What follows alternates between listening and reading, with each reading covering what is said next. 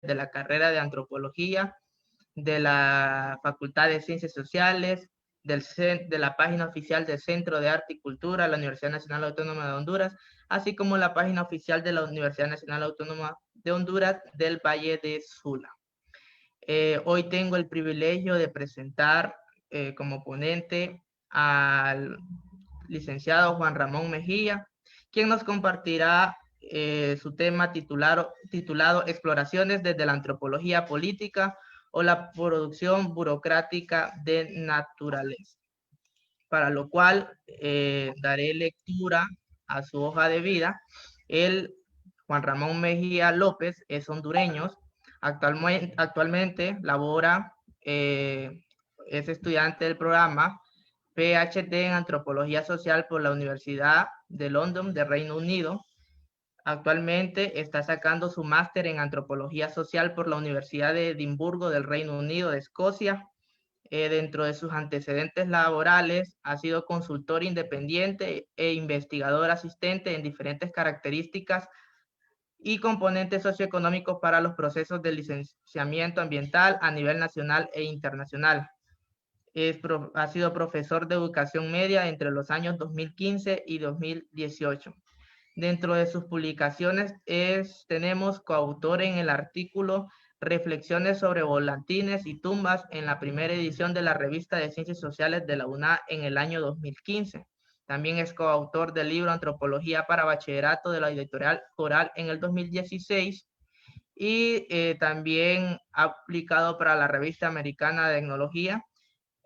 También está en proceso su artículo ¿Quién sí y quién no? Aproximaciones a vivencias, impactos, nuevas formas de hacer políticas a través del Centro de Alcance Juvenil en la colonia Girasol, Honduras, en el dossier de debates antropológicos de la Escuela de Historia de USAP.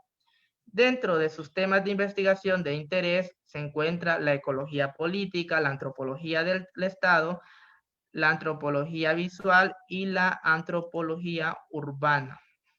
Es para nosotros tener el agrado de presentar a Juan Ramón Molina, que fue estudiante de la carrera de antropología de la Universidad Nacional Autónoma de Honduras, primer estudiante del área de la orientación sociocultural, y es un orgullo pues para el país, para la carrera, tenerlo como ponente el día de hoy. Recordarles que si tienen preguntas en el momento, en el proceso de que Juan Ramón vaya haciendo su exposición, pueden escribir en los chats privados o en los comentarios de las páginas de Facebook. Sin más preámbulo, le doy la más bienvenida a Juan Ramón Mejía.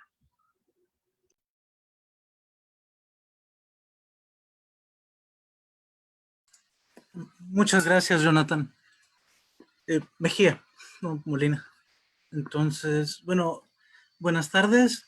Inicialmente me gustaría agradecer al Departamento y Carrera de Antropología por su labor en propiciar estos constructivos espacios para divulgación e intercambio de ideas. A lo largo de estas semanas, hemos podido observar inspiradoras exposiciones sobre temas relevantes para nuestra disciplina y la sociedad hondureña, que acaban recordándonos que la antropología no se encuentra aislada de lo que transcurre en nuestro entorno. En este espíritu, la investigación en la que se basa este webinario responde a inquietudes surgidas en un contexto donde la destrucción inusitada de la vida, humana y no humana, a nivel mundial, coexiste con la proliferación de narrativas de crisis, nuevos conceptos como diversidad, sostenibilidad o antropoceno, y conferencias internacionales de proyección global para la protección de algo que se llama medio ambiente. Por plantearlo de alguna forma, yo me encontré frente a la duda de qué podemos hacer como antropólogos cuando intentamos habitar espacios urbanos que cada día experimentan mayor destrucción, pese a que en papel cada vez se encuentra más regulada la vida, bajo la lógica de reglamentaciones ambientales y bajo la lógica de un sinfín de trámites para, se supone, proteger el medio ambiente. Mi investigación es una especie de respuesta a esta pregunta, al explorar el papel que tienen las prácticas burocráticas localizadas en una entidad de gestión ambiental hondureña en la generación de múltiples formas de naturaleza. Para ello, tuve que establecer un diálogo entre la ecología política y la antropología del Estado, con miras a permitirnos repensar críticamente no solo el contexto en el que nosotros nos desenvolvemos, sino también nuestro accionar político. Para poder hacer esto, fue necesario tomar un momento para reflexionar respecto al lugar que históricamente ha tenido lo no humano, o como se le suele llamar la naturaleza, en la antropología, a la vez que nuevos métodos de investigación, colaboraciones interdisciplinarias, teorías y conceptos que se han propuesto en la coyuntura de crisis actual. Más allá de intentar para estos 40 minutos hacer una revisión exhaustiva de la presencia de la naturaleza en la antropología, dicho sea de paso, un digno tema para su propio seminario y varias horas de acalorada discusión, lo que voy a hacer es una somera revisión que se enfoca en perspectivas y presuposiciones amplias, particularmente en la ecología política. El lugar de la naturaleza dentro de la antropología no es algo exclusivamente reciente, ya que estuvo siempre en nuestra ciencia por la vía de las ciencias folk, la ley de la evolución cultural, la ecología cultural o el estudio de mitos y rituales relacionados con el medio ambiente y la subsistencia. Uno de los ejemplos que siempre ha llamado poderosamente mi atención es la publicación en 1868 por parte de Lewis Henry Morgan de un precioso texto llamado El castor americano y sus creaciones, donde este insigne antropólogo estudia el conocimiento adquirido de los castores en la construcción de canales y presas, y condenaba la negación de derechos a animales como el castor, al que considera más que no que algo natural, un mudo, una expresión de su humanidad. Si menciono esta temprana transgresión de los estrictos límites disciplinares entre las llamadas ciencias naturales y sociales, no solo es para señalar que desde los principios de nuestra disciplina siempre estaba presente lo no humano, sino por el hecho de que la antropología siempre ha tomado en cuenta que habitamos en un mundo cuya composición emerge de múltiples interacciones entre seres vivos que van más allá de la humanidad. Estas imágenes que tienen en la pantalla son una curiosa mezcla de dibujos que se encontraban en los dibujos de Morgan, llenos de admiración, tanto por el pueblo iroqués como por las construcciones de los castores. Pero en el evolucionismo de Lewis Henry Morgan o el neoevolucionismo de Leslie White y los que le siguieron, siempre se basan en la idea de que el cambio social y la evolución son el positivo resultado de nuevas o más eficientes formas de acceder a un stock ilimitado de energía que se encuentra fuera de la esfera de lo humano. Posteriormente, el antropólogo Julian Stewart plantearía en contraposición la llamada primera etapa de la ecología cultural, como una visión que pretende explicar el origen de patrones culturales particulares a raíz del papel del ambiente local como un factor extracultural. A esta primera etapa le seguiría una segunda, donde se hace un gran énfasis en la circulación de energía, una obsesión calórica que resulta muy interesante de leer, pero algo tediosa, y donde se pasa a utilizar y reificar el ecosistema como una unidad de análisis. La tercera etapa es la que se ha llamado la ecología cultural procesual, que hizo un particular énfasis en variables demográficas y tuvo interesantes influencias desde la economía política, el estructuralismo marxista y los modelos basados en la toma de decisiones, además de ya tomar en cuenta la destrucción del medio ambiente. Pero a pesar de que he mencionado en este micro resumen muchos autores y muchas visiones del papel de la naturaleza en relación con la humanidad y la cultura, lo que he querido hacer es destacar que existen ciertos supuestos y ciertas preguntas que se comparten por todos ellos. Esta es, ante todo, la distinción entre naturaleza y cultura, como parte de un régimen ontológico compuesto de una naturaleza frente a varias representaciones o formas de comprenderlo.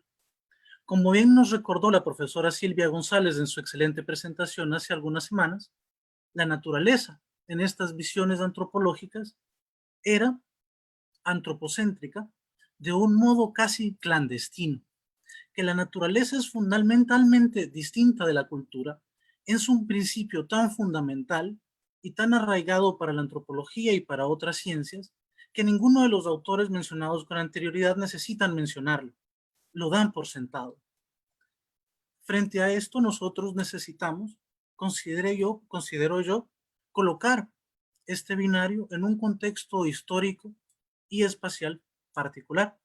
El surgimiento de binarios como humano y no humano, cultura y naturaleza, podría tentativamente ubicarse como lo hace el antropólogo histórico Aaron Gurevich en la Edad Media Europea.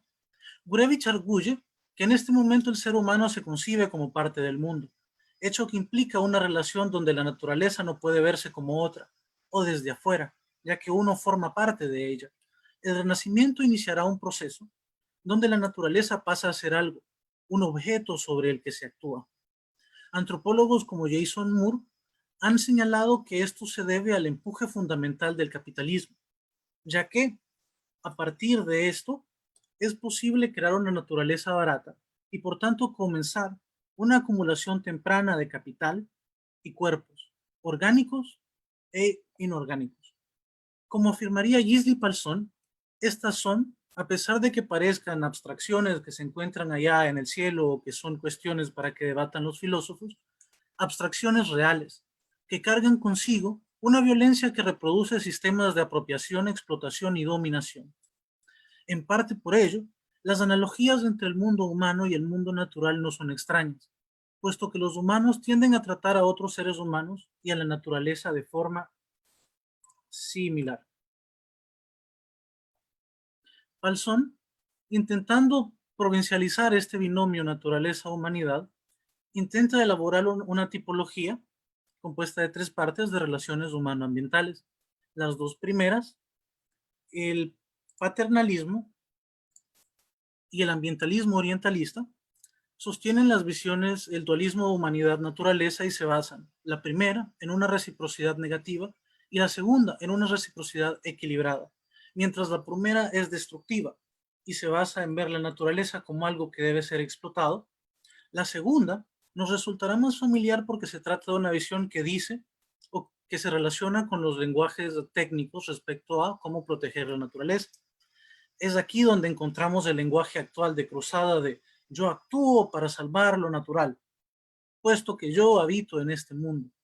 Este lenguaje sigue basándose en que el que actúa es uno y la naturaleza solo recibe la muy benefactora protección.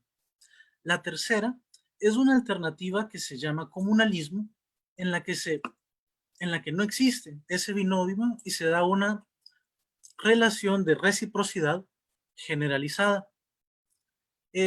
Dentro de estas podríamos ubicar pueblos como entre los que trabajó el antropólogo Paul Nadasdy, cuando él visualiza la cacería como un proceso de intercambio socialmente cargado, el de Irving Hallowell respecto a la ontología Ojibwa y el de Eduardo Kohn. La imagen que está aquí a nuestra derecha es de hecho la portada de su libro, Cómo piensan los bosques, en el que él intenta provincializar la comunicación y decir que no es necesario enfocarse tanto en el lenguaje y que cuando dejamos de pensar que la comunicación se limita al lenguaje y que el pensamiento se limita a cómo piensan los seres humanos, somos capaces de integrar a estas entidades dentro de nuestra sociedad. Y para no caer en estereotipos y en romantizaciones, el dualismo humanidad-naturaleza no solo ha sido considerado desacertado para las llamadas, siempre con algo de crítica, sociedades no occidentales, sino que esta polaridad se considera incluso inadecuada para estudiar a las sociedades occidentales. Si bien la modernidad se basa discursivamente en la división entre un mundo natural y uno social, existe dentro de la ciencia moderna híbridos entre cultura y naturaleza, donde siempre vemos una enorme ansiedad por purificar, es decir, intentar tomar cuestiones como raza o sexualidad y decir, eso es social, eso es cultural, eso es físico, eso es natural. Y esta ansiedad precisamente indica que la modernidad nunca ha podido cumplir con la máxima que ella misma se ha puesto de un modelo dualista. Entonces, si estamos diciendo que la naturaleza se produce con ciertas consecuencias particulares, o sea, no como un acto neutral, ¿qué implicaciones tienen los actuales discursos de cambio climático en las relaciones humano-no humano? considero que esto puede examinarse productivamente desde la ecología política, una disciplina cuya identidad ha estado establecida por el estudio de las relaciones de poder que se esparcen con la ayuda de todas las estructuras, ya sean económicas, discursivas o teóricas. Y esta tradición, en lugar de pensar en términos de impacto ambiental, que es a lo que estamos acostumbrados, realiza preguntas críticas en torno a quién produce ciertas concepciones de naturaleza y con qué resultados sociales y ecológicos. Y si nos preguntamos esto, hay dos procesos importantes. Del primero ya hemos hablado en el Renacimiento y se trata de la capitalización de la naturaleza. Este es característico de la modernidad y es el que hace que la naturaleza ingrese en el capitalismo como un stock valioso a ser explotado. El segundo, la conquista simbólica de la naturaleza, como le ha llamado Arturo Escobar, es una forma posmoderna de capital ecológico, donde se da una apropiación simbólica de la naturaleza bajo una lógica para la cual la naturaleza puede ser preservada en el marco del capitalismo. Estos discursos, a pesar de que tienen una visión paternalista y en teoría muy benefactora, de hecho se orientan hacia la inserción, entre comillas, más racional de cuerpos naturales y artificiales dentro de la maquinaria de la producción. Para hablar de esto, me ha sido muy útil pensar en el concepto de gubernamentalización de la naturaleza o gubernamentalidad verde. Si la gubernamentalidad, como solemos conocerla y discutirla, implica el surgimiento de la población como objeto y blanco de poder, la gubernamentalidad verde implica la forma en que la naturaleza se transforma en algo gobernable. Y la naturaleza que se está creando en este proceso gira en torno a varios conceptos. El cientista político Timothy Mitchell propone que el primero de estos es el de recursos naturales. Antes que las tecnologías transformen la materia y la energía de la naturaleza en productos, esta ya se ha transformado discursivamente en recursos naturales. Y podemos ver que eso puede utilizarse para justificar casi todo. Eh, un cientista político de apellido Banerjee recuerda el muy terrible ejemplo de una mina de uranio en la India que se describe como una mina de uranio culturalmente amigable y ambientalmente sostenible, algo que claramente es oximorónico. El segundo concepto que es necesario analizar es el de medio ambiente. Este constantemente, a pesar de que lo usamos tan seguido y andamos con él, ha eludido una definición clara, ya que no es una esfera dada de procesos ecológicos que los poderes humanos tratan de mantener bajo control, sino que es un artefacto histórico, abiertamente construido. Y precisamente la construcción de este aparato es el que le permite a científicos naturales, ingenieros ambientales, planificadores urbanos e incluso burócratas estatales participar activamente en la cuestión de la intervención y manejo ambiental. La construcción de estos regímenes se basa en una jerarquía de conocimientos que devalúa los conocimientos locales y otorga preeminencia a la práctica científica y los patrones de toma de decisión corporativo. Entonces, si vemos esta imagen, esta es una imagen muy famosa por un fenómeno que se llama Green Graben, que es la expulsión de comunidades que tradicionalmente han habitado ciertos territorios, se supone para la producción ambiental, pero se trata de esta conquista simbólica de la naturaleza para integrarla dentro de los procesos productivos. Pero lo que yo me preguntaba es, si está ocurriendo una conquista simbólica de la naturaleza, como dice Escobar, ¿quién es el actor principal que está detrás de ella? Entonces, pues lo primero que se me ocurrió, la primera idea que vino a mi mente fue, bueno, hay que pensar en el Estado. Después de todo, medio ambiente, biodiversidad, naturaleza y recursos naturales se encuentran codificados en docenas de leyes y reglamentos. Pero si yo pienso en Estado, ¿a qué me estoy refiriendo? Y es esto susceptible de estudios desde la antropología. Como ya lo han señalado Vina Das y Deborah Poole en su magnífica introducción a Antropología en los márgenes del Estado, el reciente surgimiento de la antropología del Estado como una disciplina de pleno derecho puede considerarse extraña. Ante todo porque tradicionalmente uno escucha antropología y un seguido piensa en el estudio de problemáticamente llamadas sociedades no estatales. Contrario a esto, yo podría argumentar que en la antropología siempre ha estado presente el Estado por el hecho de que sus conceptos surgen desde el Estado moderno europeo y delimita su objeto de estudio desde el Estado, convirtiendo la antropología permanentemente y desde sus inicios de una ciencia desde el Estado. Aquí tenemos algunas de las principales publicaciones tempranas en este tema de la antropología política, como la de Meyer Fortes y Evans Pritchard, donde reflejan una gran ansiedad por comprender cómo es que los pueblos que no tienen Estado fuera del contexto europeo no están en la anarquía que suponían personas como Hobbes existía. Su respuesta es que a falta de un Estado, como se ve aquí, existe el parentesco. Entonces, un clan Nuer, para Evans Pritchard, es un sistema de linajes basado en el parentesco. Lo interesante es que es en este mismo libro donde en primer lugar se ignora el efecto de los estados coloniales europeos en las comunidades que estaban estudiando, y segundo, se dice, no, el Estado no es un objeto de estudio, en primer lugar porque es una ficción, no existe, es cuento, y yo por qué voy a perder tiempo en estudiarlo. Entonces, a partir de la publicación de este libro en 1940, puede decirse que el Estado desaparece de la antropología como tema de estudio y lo que prima es el estudio de los sistemas políticos. Porque de igual forma, después va a surgir este problema de dónde termina el sistema político e inicia el sistema económico. Con el Estado pasa similar. Dónde termina el Estado y termina el reino que llamamos economía. O dónde termina el Estado e inicia la sociedad. Pero que los antropólogos no hayan estado hablando explícitamente sobre el Estado en este periodo entre los 40 y los 70 no significa que nadie estaba pensando sobre él. Entre los pensadores más relevantes que influyeron los debates sobre el poder y su relación con el Estado moderno, encontramos al historiador y sociólogo Max Weber. El Estado, dice Weber, es aquella comunidad humana que dentro de un determinado territorio, el territorio como elemento distintivo, reclama con éxito para sí el monopolio de la violencia física legítima. Y aquí podemos ver dos influencias.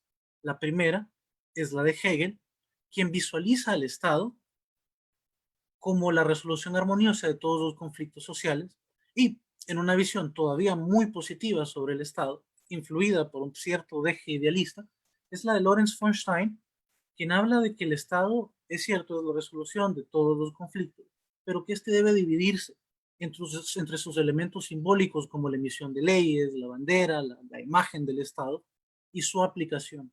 El Estado como idea y el Estado cómo se trabaja. Pero ¿cómo trabajan los estados? Los estados deben surgir necesariamente para Weber paralelas a la forma organizacional que nosotros llamamos burocracia. Si bien antes del surgimiento del Estado moderno habían existido formas burocráticas, Weber considera que son sumamente distintas a las surgidas de los estados modernos. Esto se debe, en primer lugar, a la existencia de un sistema capitalista, a la existencia de moneda, a que existe una separación conceptual entre Estado y sociedad, y al hecho de que existe un sistema de administración de rentas de tributario constante. La conceptualización de la organización burocrática, profundamente admirada por Weber, solo es posible en la medida que se vislumbre en lo que él llama tipos ideales.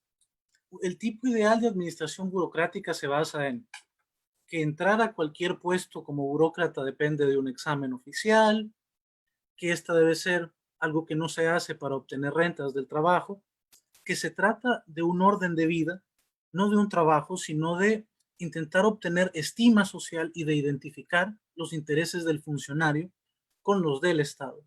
La cúspide conceptual de la eficiencia burocrática. Cualquiera de nosotros que haya hecho cualquier trámite burocrático en una institución pública o privada podría hacer la observación. Esto es sumamente falso. Y tendrían razón.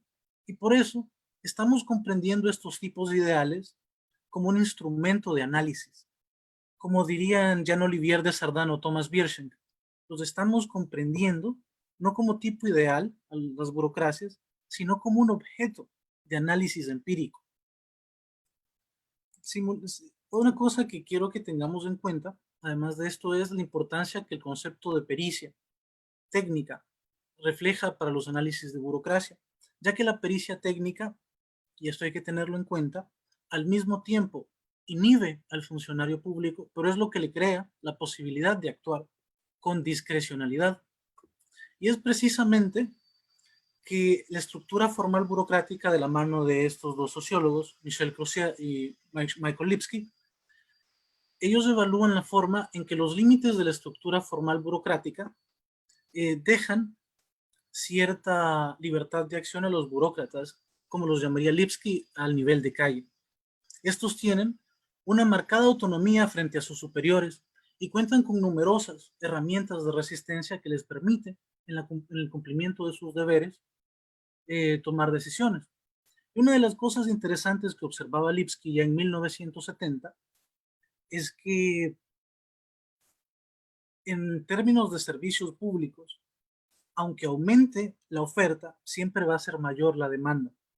En otras palabras, si la oferta de este servicio público, este servicio burocrático son 3 manzanas, siempre voy a tener que dar 5. Si tengo 5 manzanas, voy a tener que dar 10. De tal forma que este es un trabajo sumamente desgastante. Nunca hay niveles de satisfacción altos en una burocracia. Esto nunca ocurre. Pero ¿qué pasa? Esto genera insatisfacción, genera limitantes y frustra. Pero si tengo 4 manzanas, tengo autonomía como burócrata frente a mis superiores, significa que yo puedo decidir a quién le corresponde. Y este es uno de los asuntos que nos hace repensar el Estado. Si el Estado había desaparecido en 1940 como objeto de estudio explícito en la antropología, parece hacer una gran entrada en 1970. Y esta entrada se da ante todo porque existe una poderosa crítica neomarxista hacia el desarrollismo.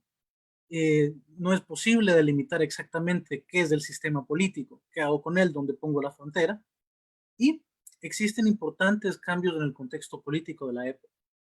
Para lograr superar esto, entonces se piensa en el Estado como un leviatán. Aparece como una entidad dotada de agencia separado del resto de la sociedad. La nueva visión estaría marcada por la segmentación entre objetividad, sujeto sobre el que se actúa, y subjetividad. El Estado que se pretende analizar entonces es un sujeto dotado de coherencia interna y autónoma respecto a la sociedad que parece que viene y agarra a la sociedad como si fuera plasticina. El Estado como un todo que actúa por sí mismo y con agencia y moldea todo lo que le rodea. Entonces, en la década de los 70, la mayoría de las personas que querían estudiar el Estado desde la antropología tenían dos opciones. O como diría Trillot, lo dejaban en un estatus de muerte por conceptualización, es decir, es ilusorio y por tanto no merece ser estudiado, o lo reificaban como un leviatán absoluto que gobierna sobre todo. Y pues de estas dos opciones, comparado con lo que hemos hablado anteriormente de burocracia, no terminan de encajar. Entonces, en la siguiente década, liderados por el sociólogo Philip Abrams, se da una tercera vía, una alternativa que nos permite pensar el Estado no como un objeto a la manera de la oreja humana, ni un objeto a la manera del matrimonio, sino un objeto de tercer orden, un proyecto ideológico, primero y sobre todo un ejercicio de legitimación. Y, en primer lugar, si decimos que el Estado es un ejercicio de legitimación, es lógico suponer que está legitimando algo que visto por sí mismo, sin esta máscara, resultaría ilegítimo. Y como dirían Philip Corrigan y Derek Sayer, los sociólogos e historiadores británicos, esta realidad que está enmascarando es que vivimos en una sociedad burguesa increíblemente desigual. El Estado permite, a través de esta imagen que vuelve lo múltiple uno, ocultar esta realidad. Conceptualmente, lo que propone Philip Abrams es no dar al Estado como algo por sentado y decir que existe simultáneamente, como dirían los antropólogos de los 40, como un constructo ideológico, ahí arriba no lo puedo tocar, y como una fuerza material, como real, como este lápiz, e ilusorio, como las ideas. Entonces él realiza la distinción entre Estado-idea y Estado-sistema. El Estado-idea como la reificación de prácticas y el Estado-sistema como un sistema de prácticas institucionalizadas. Pero esto nos lleva al mismo problema de Bueno, si digo que existe la práctica y existe la idea, ¿cómo establezco una unión entre ellas? Y por eso, el politólogo Timothy Mitchell propone la idea de visualizar ambas como parte de un mismo proceso. Este es el proceso que él ha llamado el efecto Estado. Y este es el proceso que a través de diversas técnicas permite transformar una acción banal, una acción concreta, en una entidad trascendente. Aquí tenemos dos imágenes. Una es la doctora Ana María Polo del famoso programa Caso Cerrado y la otra es Nancy Pelosi de la Cámara de Representantes estadounidenses. Ambas realizan la misma acción, que es tomar un mazo y golpearlo contra la mesa. Una de estas acciones se transforma en la voluntad misma del Estado. Es la autoridad hecha carne. La otra es un asunto cuasi cómico que es objeto de show. La diferencia es precisamente las técnicas que permiten que Nancy Pelosi encarne al Estado, y esta es lo que hemos llamado el Estado como trascendencia, un Estado que es un proceso constantemente practicado. Entonces, a donde quería llegar, elaborando estas dos ideas por separado, las naturalezas son construidas socialmente y los estados también, es que entonces he apuntado a un proceso contemporáneo donde lo que históricamente, a partir del Renacimiento, se identifica como naturaleza, atraviesa una transformación conceptual que, pese a estar imbuida de un lenguaje proteccionista y benevolente, permite la integración violenta de cuerpos humanos y no humanos dentro de los esquemas de producción. Este proceso no es impulsado, como inicialmente pensaba yo, por un agente uniforme fuera de la sociedad que denominaríamos Estado, sino que ocurre en miles de interacciones diarias, donde el Estado emerge como el resultado de prácticas localizadas. Si bien inicié este proyecto de investigación intentando responder dudas sobre la crisis de habitabilidad que he percibido en mi propio entorno, ha sido necesario repensar no solo mis preconcepciones respecto a lo que yo llamaba mi entorno, sino sobre los actores que influyen sobre él. Entonces, ¿cómo estudió esto? El espacio que yo consideré a partir de estas elaboraciones sería el mejor para esto es una entidad estatal que recientemente, hace 3, 4 años, ha sido designado a nivel de un municipio urbano de nuestro país como encargado de otorgar licencias ambientales y de administrar ciertos parques. ¿Por qué? A partir de las interacciones de estos funcionarios públicos con individuos que llegaban a utilizar sus servicios, puedo ver las nuevas formas en que lenguajes técnicos, convenciones de derechos ambientales, movimientos sociales en torno a la protección de la naturaleza y preconcepciones respecto a lo que ya decían Philip Corrigan y Derek Seyer respecto a que el Estado es profundamente desigual, parecen converger en un mismo punto.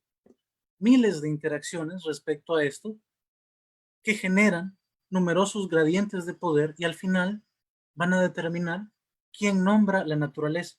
O sea, van a permitirnos ver todo esto. Para ello pasé 2 meses en esta entidad burocrática y utilicé la observación participante, la observación directa reactiva, una técnica muy interesante que se llama Go Along, que es la sistematización de caminar con personas. En este caso yo asistí a una treintena de inspecciones ambientales. Una inspección ambiental fundamentalmente es que se está tramitando una licencia o algo similar y la persona que la necesita requiere llevar a inspectores de esta entidad al sitio y evaluar, por ejemplo, si se están cumpliendo todas las medidas ambientales o si alguien quiere cortar un árbol, evaluar cuál es la medida de compensación o si tiene el derecho mismo de cortarlo. Entonces, ¿cuáles son mis resultados?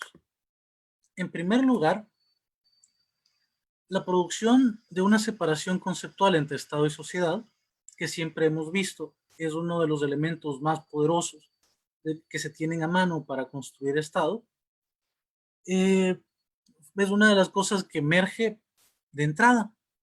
Uno de los principales resultados que yo tuve fue visualizar la forma en que los funcionarios de esta entidad donde se trabajó hacen efectiva esta división.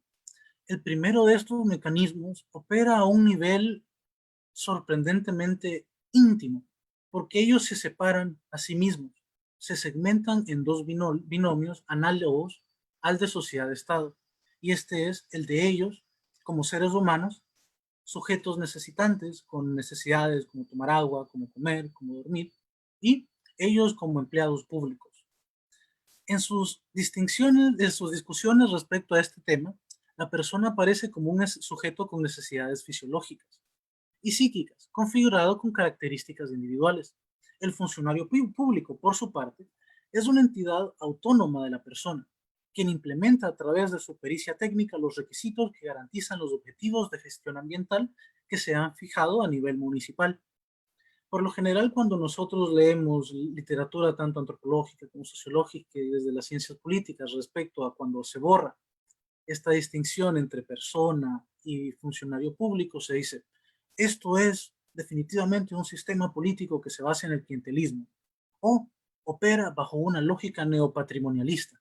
Es decir, estamos hablando de desviaciones de un modelo normal de burocracia o estamos separados de burócratas funcionales. El antropólogo hindú Akhil Gupta plantearía que esta visión resultaría un poco orientalista, ya que estaríamos partiendo de lo que el Estado puede ser o lo que debe ser, basándonos en un modelo europeo que incluso es hasta temporal, a pasar a preguntarnos, bueno, ¿cómo es la burocracia? De tal manera en que aunque no se convierte en una burocracia europea, se convierte en algo más accesible. Si bien esta separación que hacen los funcionarios con los que yo trabajé entre persona y empleado público nos puede resultar una abstracción o una excusa miserable para meterse, para recibir regalos, lo cierto es que está cargada de significados interesantísimos y que tienen efectos reales. Uno de los momentos en que esto se vuelve más evidente y que es un momento con muchas ansiedades es cuando ellos están a punto de recibir un regalo o una atención. ¿Por qué?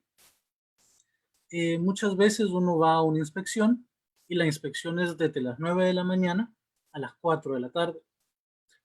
Como sujetos y como seres humanos se debe de comer o tomar agua, porque esta es una interacción social. Y esto es lo que a veces se olvida cuando hablamos del Estado y la burocracia, que se trata de interacciones sociales. Entonces, cuando se le ofrece un regalo al funcionario público, este hace la evaluación de si el regalo se ofrece, y aquí lo dice él, si el regalo me lo está ofreciendo como un ser humano, no como un funcionario o como esperando algo de mí. Todos somos humanos y si alguien tiene sed o si yo tengo hambre y alguien lo nota, porque el trabajo se alarga, yo siento que él me lo ofrece por el hecho de ser ambos humanos. Uno de los casos en que yo lo sentí mucho peor fue cuando estábamos en una inspección y ya subidos camino de vuelta a la entidad, el usuario nos pregunta, oigan, ¿y a ustedes hay que darles de hartar o qué pasa? Obviamente a ese muchacho se le dijo, no, no se preocupe, vaya a dejarnos. Pero cuando esto se presenta como la necesidad de interactuar o como una investigación, como una invitación amigable a comer, entonces esta se acepta. Entonces, realizar esto depende mucho de este juego de humano, de persona, versus empleado público, entidad, unidad trascendente. Entonces, el inspector reacciona con incomodidad a lo que identifica como un esfuerzo por parte del usuario de transgredir las líneas existentes entre empleado público y persona, entre una evaluación objetiva y un sujeto necesitante.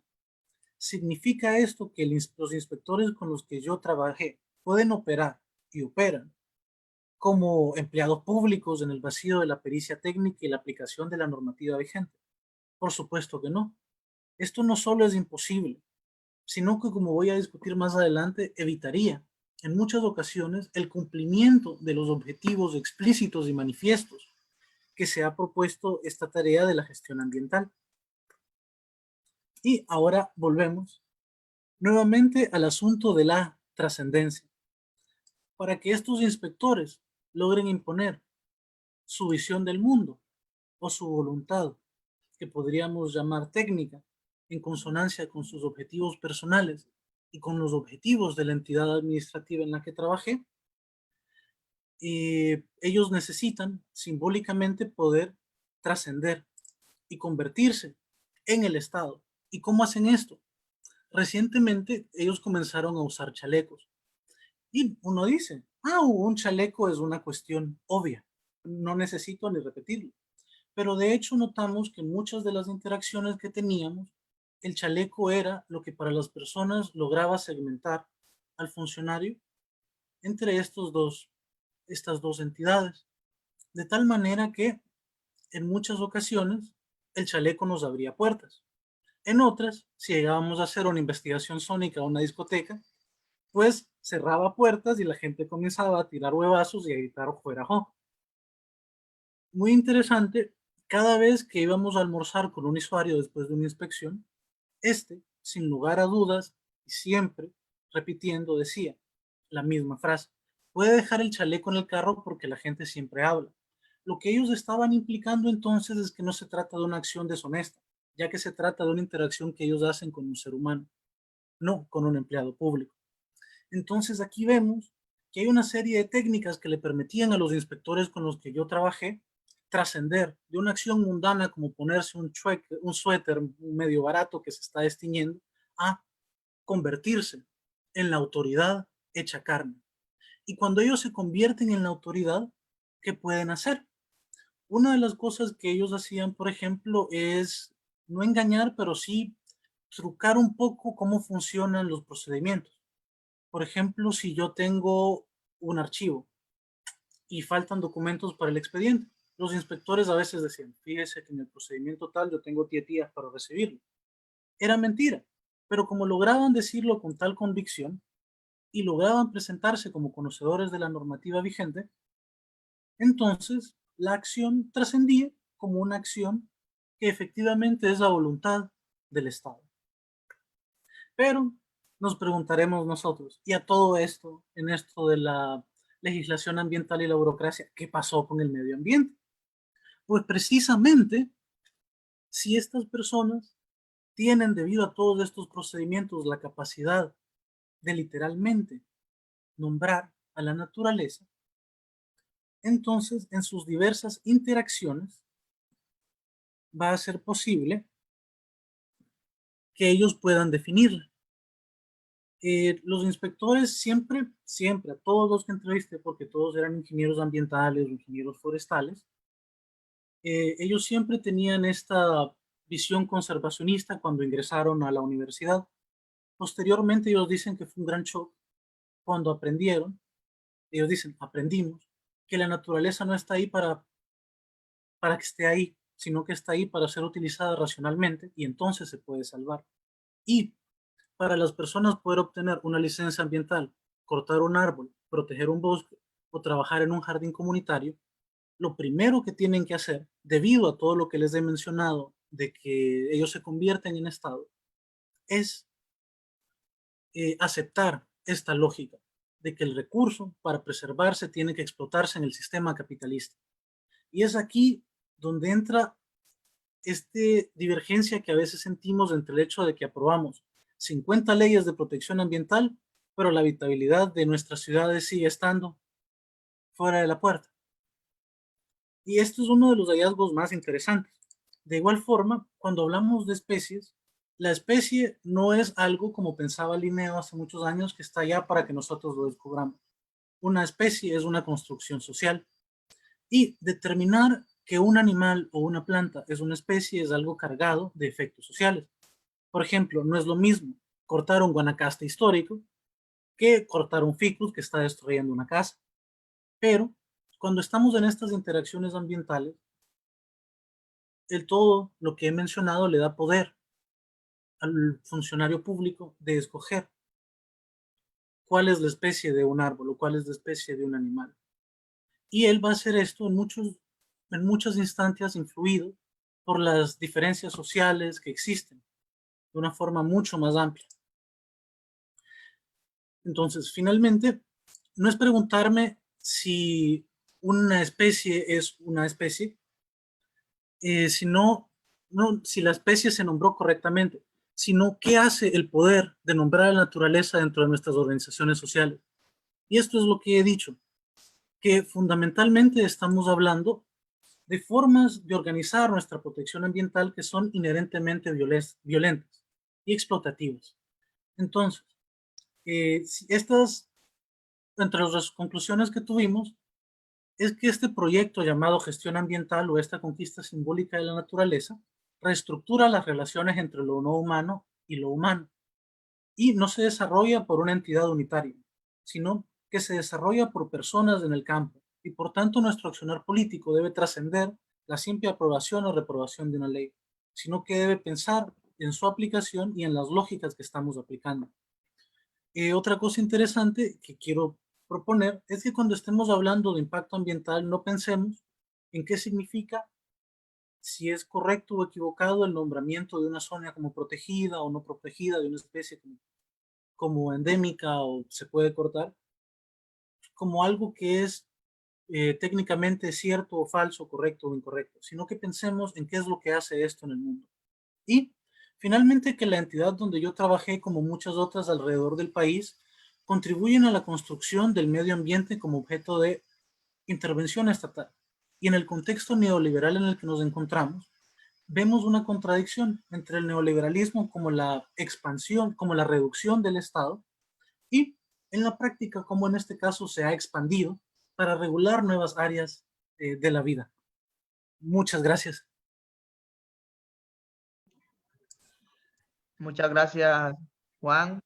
Pasemos a las preguntas, que ya tenemos algunas y por cuestiones de tiempo vamos a hacer un poquito breves.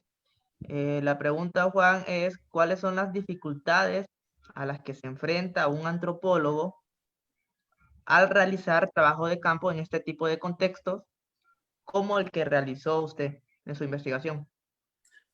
Eso es muy interesante. De hecho, es una de las cosas que me planteaba, porque justo recordaba la presentación de la Lex Silvia hace algunas semanas, porque ella mencionó que fue con esta concepción e idea romántica de las personas con las que iba a trabajar. Y yo de hecho fui pues con la visión contraria. Yo los estaba percibiendo, yo esperaba lo peor. Entonces tuve que leer varias formas de trabajar, en primer lugar, con personas que tienen más poder que yo. O sea, en un contexto etnográfico regularmente se espera que el antropólogo provenga de una sociedad, de un estatus socioeconómico un poco distinto. Y esto le pone en una posición interesante para hacer trabajo de campo. Pero hubo que acceder a las innovaciones teóricas que han habido en las últimas décadas de lo que Laura Nader ha llamado investigar hacia arriba. Y también las implicaciones éticas de trabajar, y aquí cito textualmente, personas con las que uno no está de acuerdo. Entonces el diferencial de poder fue para mí una de las principales dificultades. Y considero que a nivel nacional es importante seguir haciendo trabajos así, de intentar analizar élites. ¿Qué estudios entonces considera usted necesario para, desde la antropología política, se pueden hacer en Honduras? Bueno, interesantemente, y por cuestiones de tiempo no lo hablé más, pero para responder eso me gustaría referirme a las limitaciones de mi propia investigación. En primer lugar, por cuestiones de tiempo, yo solo pude trabajar con los inspectores de la unidad o con el personal de esta entidad administrativa. Pero lo que a mí me gustaría ver en el futuro es que se intente expandir esto para trabajar por los lugares donde se encuentran usuarios y movimientos sociales, e integrar todas estas diversas perspectivas y ante todo trabajar en contextos urbanos. Pensar la ecología política no como algo que se va a trabajar únicamente con campesinos o con pueblos indígenas, sino algo que se va a trabajar en contextos urbanos. Y otra crítica que yo me auto hago, que es una limitación, pero que me gustaría ver a futuro también, es tomar en serio las propuestas en torno a lo no humano eh, como actores dentro de nuestros contextos. Si ven, yo digo mucho el inspector, el usuario, el inspector, el usuario, el contexto, pero no digo nada sobre los árboles, las plantas, las entidades, los ríos con los que trabajé. Entonces me gustaría, considero que es muy importante a futuro tomar en cuenta a estos actores e intentar romper de forma más categórica estos binomios de social, natural o cultura, naturaleza. Lo están felicitando por la presentación. preguntan también si existen trabajos parecidos al suyo en Honduras y si existen, si recomienda alguno para seguir profundizando en la temática.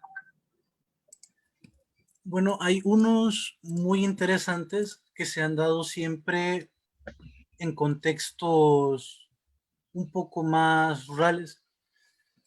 En términos de ecología política, hay mucho trabajo bien interesante por parte de Keriva Cantibrondo en la costa norte. También se han hecho trabajos sobre un tema que a mí me interesa mucho, como el que se realizó en Lhasa Pulán, que intenta evaluar cómo discursos del siglo XX y decimonónicos sobre racialización se movilizan en diversas luchas sociales entre poblaciones que nosotros consideraríamos subalternas. Entonces sí hay mucho trabajo, hay interesantísimo trabajo realizado en torno al manejo de bosques en la campa. Y sí, trabajo hay, pero lastimosamente no suficiente a nivel urbano. Entonces es una invitación para que se tome más eso en cuenta. Bien, muchas gracias. De parte de la carrera y Departamento de Antropología de la Facultad de Ciencias Sociales de la Universidad Nacional Autónoma de Honduras y el equipo técnico que coordinó del Centro de Arte y Culturas de la misma Universidad Nacional Autónoma de Honduras, le da el más agradecimiento a Juan Mejía por la participación de hoy. La carrera se siente orgulloso de los trabajos que se están realizando y el fruto que está dando la carrera de antropología.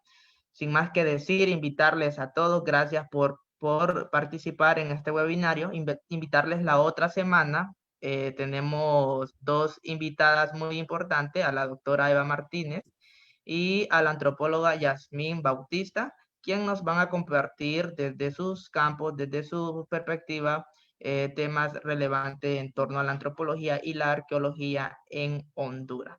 Sin más que decir, muchas gracias a todos y a todas.